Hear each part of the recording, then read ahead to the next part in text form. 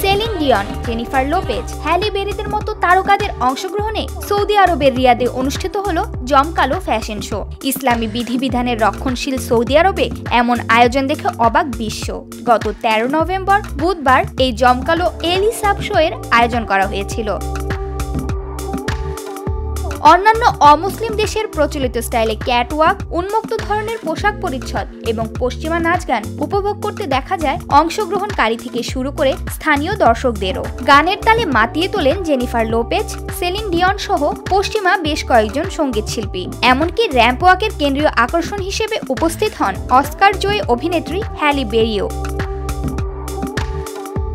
রিয়াদের এই জমকালো ফ্যাশন শো এর কারিগর এলিসাব। তিনি একজন লেবানিজ ফ্যাশন ডিজাইনার। কর্মজীবনের ৪৫ বছর পূর্তির আনন্দে তার ডিজাইন করা ৩০০টির মতো পোশাক পরে র্যাম্প ওয়াক করেন মডেল এবং তারকারা। শো এর থিম ছিল 1001 সিজনস অফ এলিসাব, ১০১ রাতের গল্পের অ্যারাবিয়ান নাইটস বা আরব্য রজনী, অর্থাৎ স্থানীয় প্রচলিত লোককাহিনী কিতাব আলফে লাইলা ওয়ালা লাইলা থেকে অনুপ্রাণিত হয়েই এই প্রচেষ্টা এলিসাবের।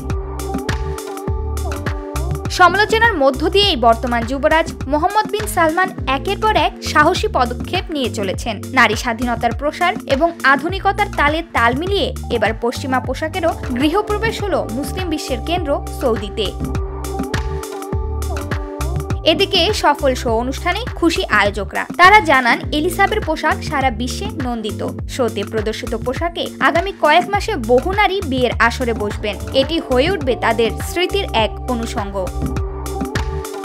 প্রমা কান্তা কোয়েল, বার্তা 24।